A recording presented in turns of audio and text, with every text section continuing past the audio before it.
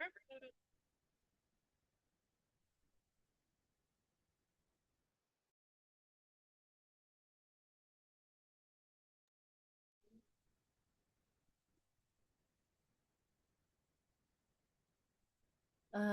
pagi, Ibu. Selamat pagi, Ibu dosen. Pagi ini saya akan mempresentasikan hasil kerja saya, yaitu penyuntingan untuk cerita pendek anak. Oke, baik, saya mulai. Oke,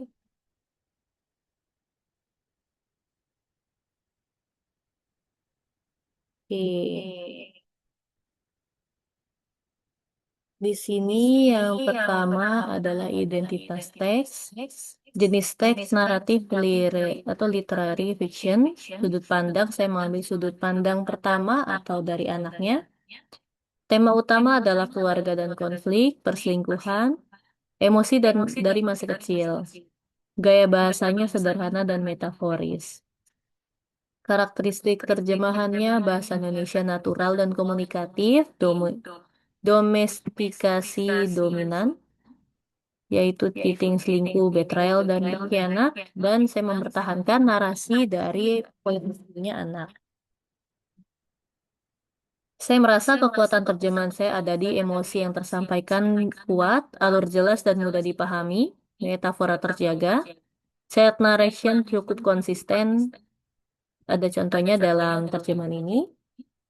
Lalu masalah terjemahannya ada pada inkonsistensi register formal dan informal, istilah kurang tepat, yang pertama itu saya agak bingung di istri muda atau selingkuhan. Lalu tanda baca tidak konsisten dan beberapa pergeseran makna sosial.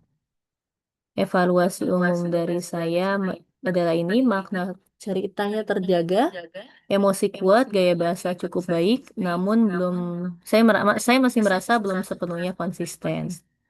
Penutupnya, terjemahannya bukan hanya bahasa, tetapi juga budaya, emosi, dan perspektif. Makna harus tetap hidup dalam bahasa target. Di sini, oke, saya akan screen sharing.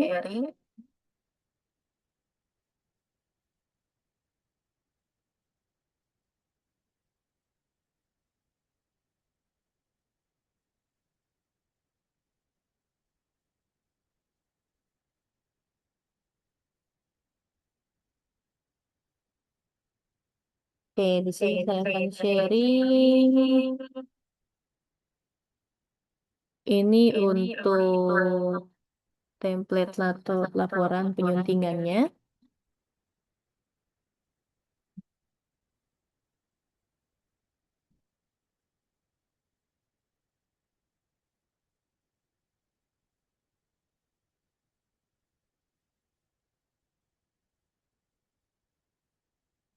Oke, untuk format produknya di PDF, ukuran A4 booklet. Untuk jumlah halaman, saya mohon maaf sekali, saya jadinya 46 halaman, tapi ini menyesuaikan untuk bobot cerita, juga untuk jadi satu halaman itu saya putuskan untuk apa namanya dimasukkan dua bahasa sekaligus dan itu harus saya sesuaikan agar tidak membuat rancu. Formatnya dua kolom per paragraf berpasangan dan tidak ada elemen tambahan. Untuk strukturnya sendiri, sampul ada, halaman isi bilingual ada.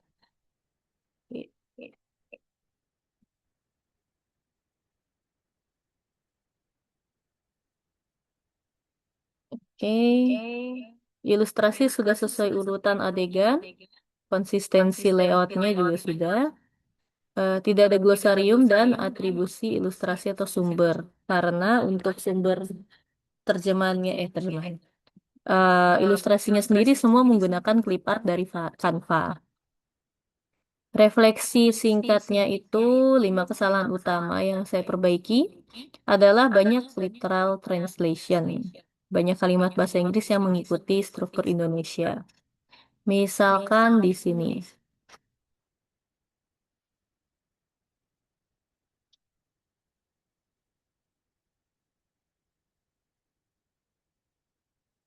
Misalkan di sini. What I felt was just not longing. Namun saya merasa jika diterjemahkan dengan cara lain, misalkan what I felt was just like empty feeling, itu akan membuat membingungkan. Lalu di sini ada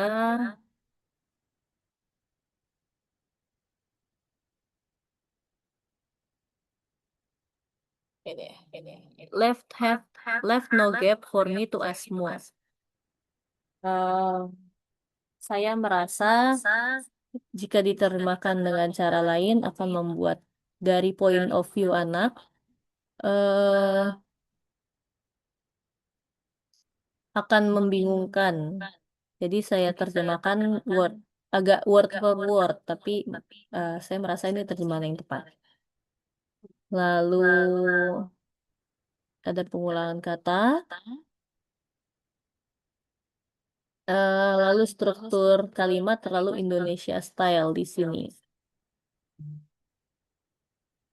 He didn't go home every day, sometimes only on weekends, sometimes even weekends.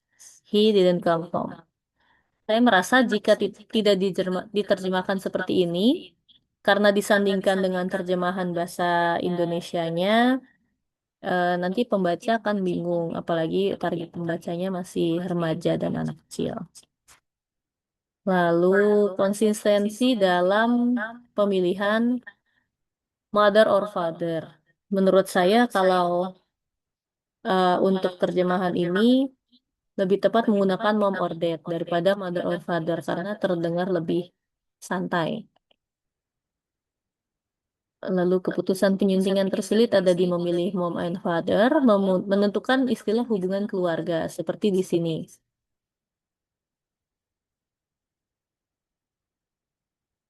Hmm,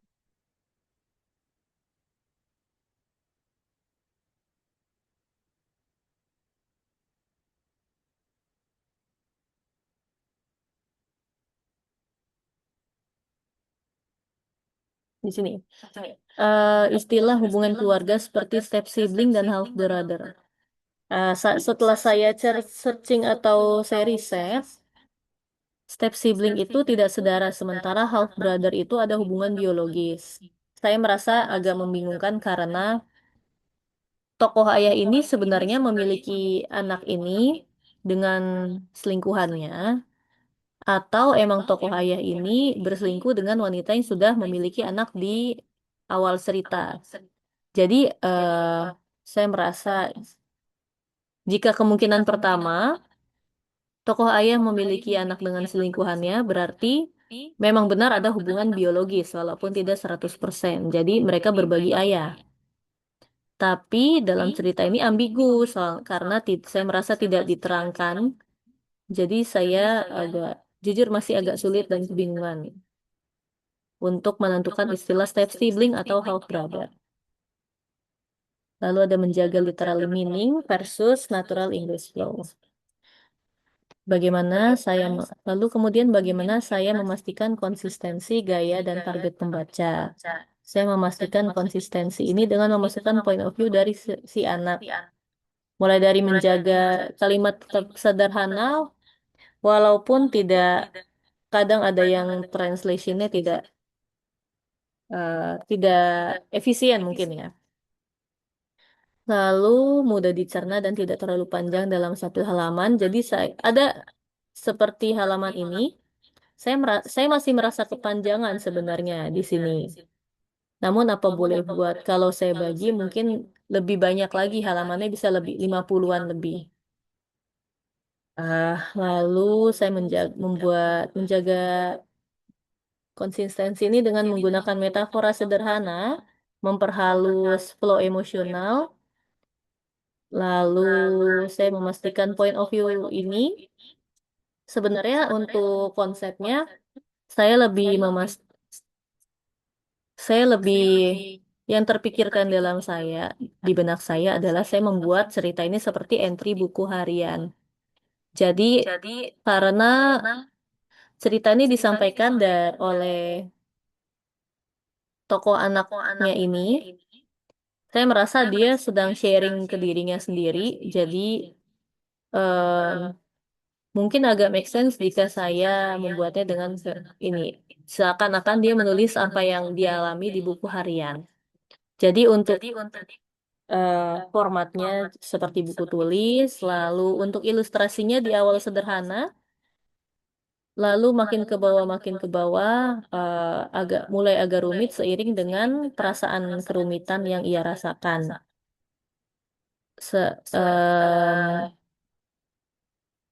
Perasaan ini dijabarkan juga dengan ilustrasinya, jadi semakin rumit. Maksudnya semakin seperti ini. Lalu juga saya menyesuaikan background warnanya di sini. Apa namanya? Untuk menyesuaikan flow emosionalnya juga. Di sini juga saya agak menyesuaikan juga dengan porsi terjemahan dan porsi cerita yang disajikan agar tidak terlalu panjang. Jadi ada yang terlalu panjang, misalkan terlalu panjang, saya timpa dengan nextnya halamannya agak pendek seperti ini, biar agak balance dan tidak membosankan. Saya juga untuk penggunaan ilustrasi ini semuanya menggunakan clip art dari Canva. Jadi Canva dari sini, nah, bentar ya. Dari elemen selalu di sini saya mencari-cari ini di sini ada kata kunci historinya. Jadi saya memang sengaja tidak menggunakan AI walaupun agak kekurangannya yaitu saya tidak bisa gambar sendiri. Lalu kekurangannya juga dalam clip art ini kan banyak ya. Jadi kadang hasilnya tidak sesuai dengan yang saya inginkan dan benar-benar saya pilih art style yang sesuai dan misalkan dari sini. Untuk tokoh anaknya saya pakai ilustrasi yang berwarna seperti watercolor. Untuk ilustrasi ibunya juga saya gunakan ini ilustrasi yang dari teksturnya itu watercolor kayak watercolornya ini seakan-akan dia gambar sendiri atau dilukis sendiri. Sementara untuk penggambaran emosi dari anak ini lebih menggunakan emot seperti ini yang saya ambil dari Elements juga. Jadi agar anak itu jika anak membaca cerpen ini dia akan merasakan eh, kebingungannya. Jadi di sini tercermin untuk emosinya. Lalu pelajaran utama dari proses ini. Sejujurnya saya belajar bersabar selama proses penyuntingan. Saya berulang kali memperbaiki terjemahannya dan sebenarnya saya memilih cerita ini karena saya merasa cerita ini dekat dengan kehidupan personal saya dan saya ingin cerita tentang ini kan topik yang berat ya. Topik ini saya ingin topik yang berat ini dikemas sedemikian rupa agar mudah dicerna. Juga ini seperti menggambarkan eh, misalkan menceritakan ke seseorang yang belum pernah lihat kucing gimana bentuk rupa kucing. Jadi seperti kayak seperti ini, cheating atau selingkuh. Anak kecil akan merasa bingung untuk selingkuh itu apa. Jadi saya lebih fokus memilih ilustrasi yang menggambarkan kebingungan itu. Untuk sebelahnya untuk daftar pustaka tidak ada. Rujukan singkat jika menggunakan gambar, saya menggunakan Canva. Oke.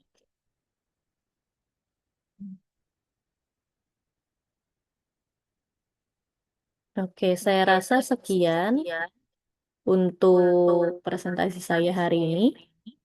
Eh, Terima kasih Ibu sudah membimbing, walaupun dalam 3 kali sesi tuwek saya eh, kebanyakan tidak hadir karena saya kerjanya shift-shiftan sih. Jadi saya hanya menyimak saja. Sekali lagi terima kasih banyak Ibu atas bantuannya dan terima kasih sudah mendengarkan presentasi saya. Selamat pagi.